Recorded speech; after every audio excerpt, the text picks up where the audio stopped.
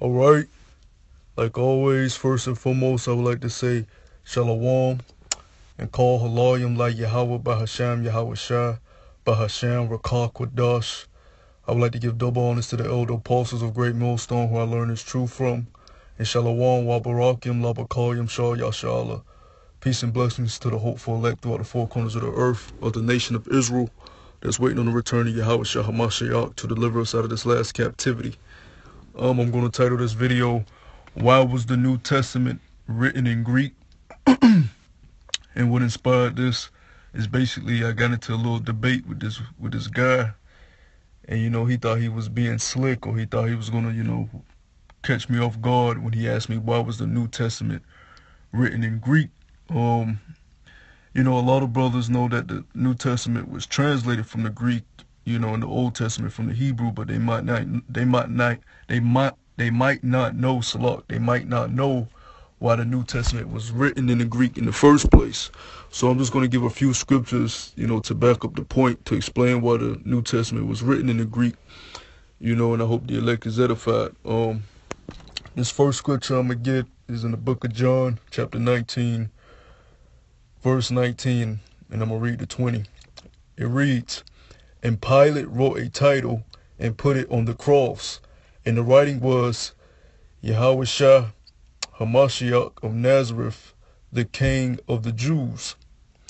Verse 20, "This title then read many of the Jews, for the place where Yahweh Shah was crucified was nigh to the city, and it was written in Hebrew and Greek and Latin." Now, when Yahweh Shah was put up on the cross, and he was crucified, for the sins of the elect of the nation of Israel, and ultimately the whole nation, it says that many Jews read that title, but it was written in Hebrew and Greek and Latin. The Greek language was a very common language throughout the Roman Empire, because when Yahweh Shah came, the Roman Empire was in rulership.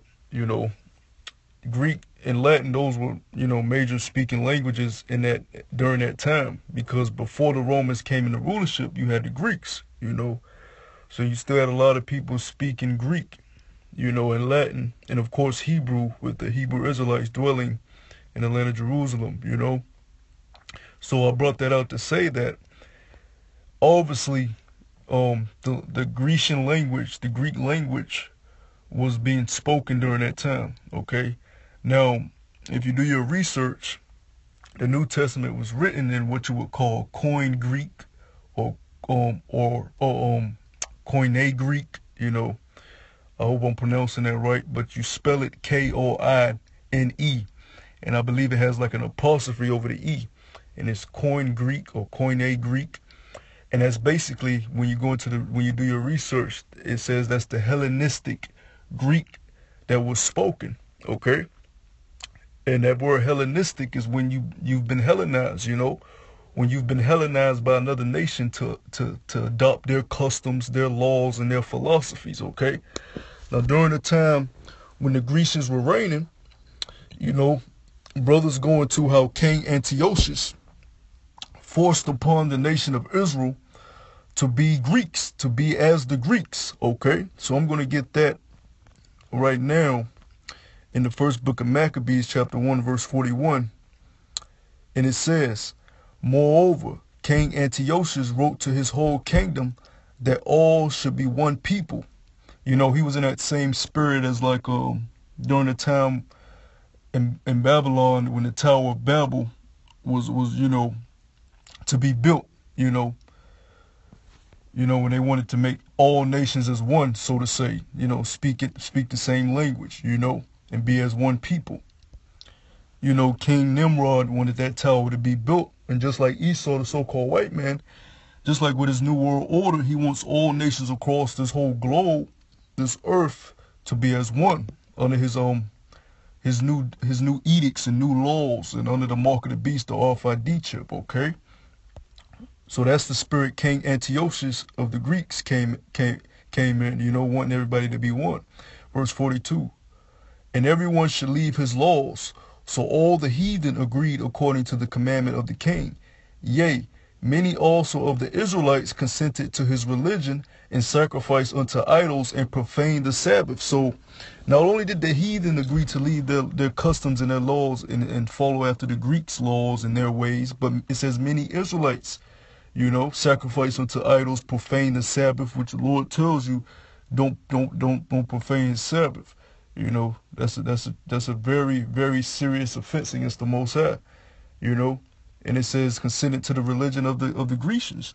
That's why when you go into the book of Acts and you see, instances when Paul is dealing with these, Greeks in these areas where they're worshiping Greek gods and Greek idols, going back to Jupiter and Diana and things like that, all that Greek mythology bullshit, where they got it from being forced to take up the Greek customs under King Antiochus, man. But it says many Israelites consented to, so they just said, fuck it, we want to be, like the Greeks, Yeah, so you had many Israelites that, wanted to be like the Greeks, man. And even in America today, you see with these fraternities and these sororities, they go back to the Greeks, man. So the Israelites took up the Greek customs. That's why you see like the Church of Corinth, with the book of Corinthians written to the Church of Corinth. The Church of Corinth was in Greece, the Church of Thessalonica, those churches. So the saints, the followers, a lot of followers of the one the world calls Jesus, which his Hebrew name is Yahweh Shai, they were under the Greek customs, man, and they spoke Greek, okay? Let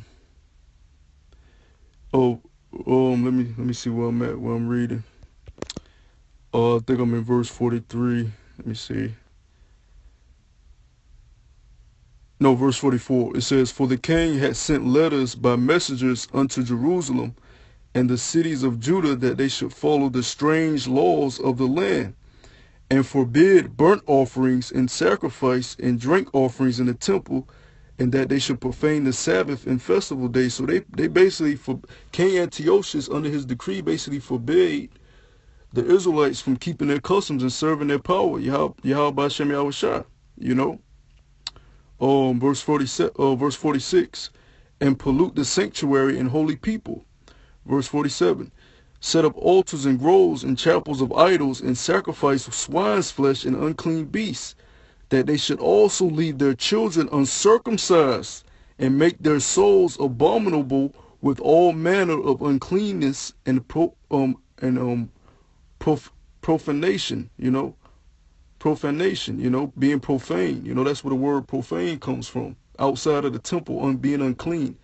Profane don't mean like profanity, like this world says it's cuss words, It means unclean, outside of the temple, unholy, Verse 49, to the end they might forget the law and change all the ordinances, And verse 50 says, and whosoever would not do according to the commandment of the king, he said he should die. So he was putting people to death for not following his edicts, man, his decrees, to forsake your own laws and customs and follow after the Greeks.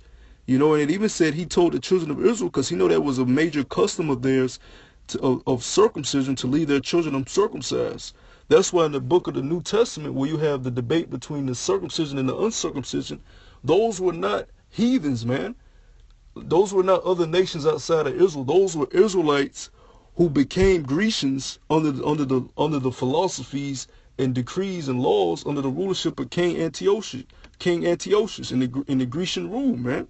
And they left their children uncircumcised. So the Israelites who did decide to keep the laws of their forefathers looked at those other Israelites who decided not to keep those laws and leave their children uncircumcised. They looked at them as Gentiles, man. Hellenistic Greeks, Hellenistic Jews, man. They were Hellenized, man. Under the Grecian rule.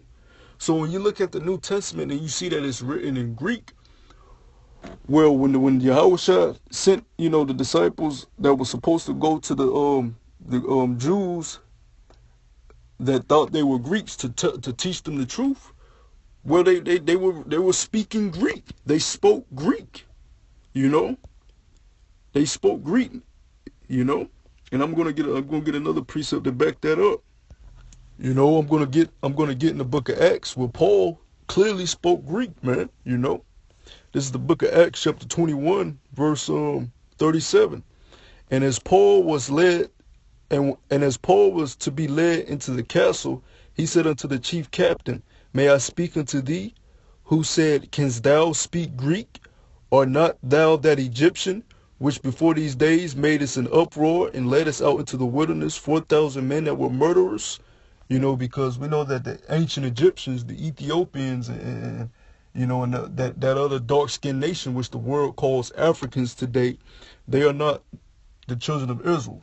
You know, the children of Israel are also dark-skinned, but today you also have light brown Israelites and Israelites that look like the other nations due to captivity. But the Native Americans and Hispanics, through their father's lineage, and the so-called Negroes are the true Israelites of the Bible. Okay, but you have Israelites that look like every nation under the sun now because of captivity. You know, but still it goes through your father's lineage. It has to go back, you know, to a so-called Negro, Latino, or Native American. Okay.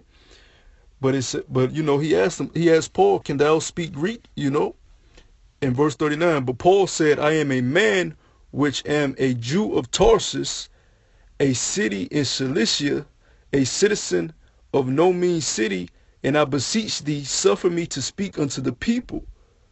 You know, you now know Paul is letting him know that he's a Jew, you know, and that he speaks Hebrew, you know.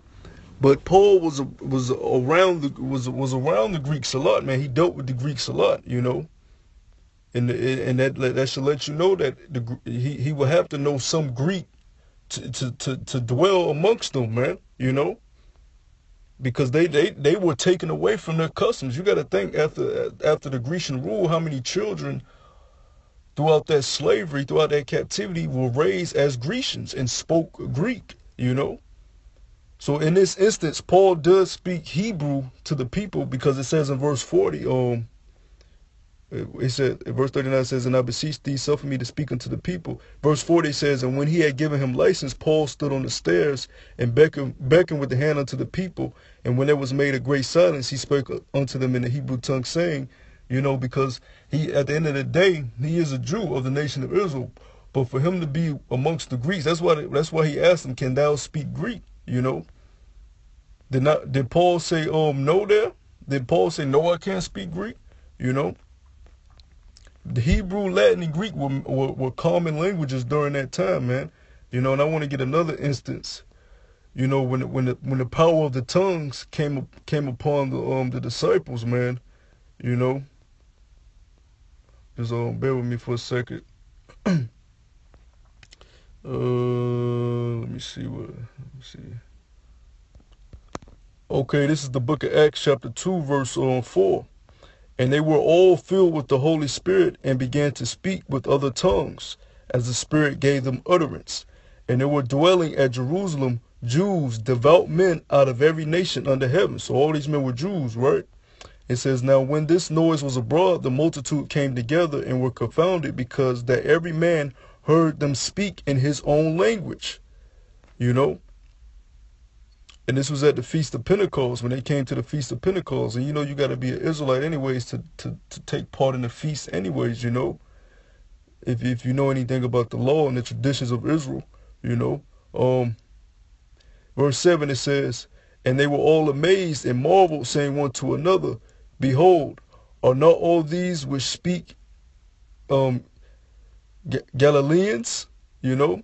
And how hear we every man in our own tongue wherein we were born. So though they were Jews, Israelites, you know, because the southern kingdom was mainly the majority dwelling during that time, which was known as Judah, Benjamin, and Levi. Even though you did have some residue of northern kingdom left, but it was mainly the southern kingdom. It says, how do we understand each other's tongue wherein we were born? Because though they were Jews, they were scattered from the dispersion. So they all spoke different languages. But they were able to understand each other with the power of the tongues through the spirit and power of Yahweh Hashem Yahushua. Verse 9 says, Parthians and Medes and Elamites and the dwellers in Mesopotamia and in Judea and Cappadocia and Pontus and in Asia and Phrygia and Pamphylia in Egypt, and in parts of Libya about Cyrene, and strangers of Rome, Jews and proselytes, Cretes and Arabians, we do hear them speak in our tongues the wonderful works of the Most High. So, you know, they spoke Greek, man. You know, a lot of followers, my point is to say, a lot of followers of the one the world calls Jesus, Yahweh Shai, spoke Greek. You know, so when you see, and majority of them spoke Greek, man. A lot of the followers in that time. That's why those books are dedicated to churches, you know, some of the churches that were in Greece, you know. Period, man. You know, if you can't understand it, it's not meant for you to get it, you know. So you have to understand, you know, at the beginning of the rule of Alexander, the Macedonian, which the world calls him Alexander the Great, you know, he spread his rule out. You know, he's known as the leopard, you know, in the book of Daniel, you know, because he with wings, because his rule was so quick and swift. You know, he reigned throughout the area, man. You know, very fast, and he spreaded a Hellenistic culture of Greek rule and power, you know. So they were speaking Koine Greek, you know, Koine Greek. But a lot of followers of Yahweh Shai was still speaking that Greek, man. So the New Testament was written in Greek, you know. You have to understand it. Just like today in America, you know, we recognize ourselves as Israelites, or even if you're so-called Chinese or Japanese, whatever, you may speak American, you may write books in English, but you are still, your nationality may be Chinese, East Indian, you know what I'm saying? We recognize ourselves as Israelites, but we speak English, you know? That's not our Hebrew tongue. That's our captivity tongue, man. You know? This just like this letter that I'm giving brothers right now. It's in a bastard's tongue, English, man. It's in my my oppressor's language, but you know, it's still a letter about our Mashiach, Yahweh Shai. So, you know, I didn't want to make this too long. I wanted to make it straight to the point. Of course, you can really go into this, you know, and make it a real, you know, hour, 2 hour sit down. But, you know, I hope brothers was edified, man. With that, I want to say shalom.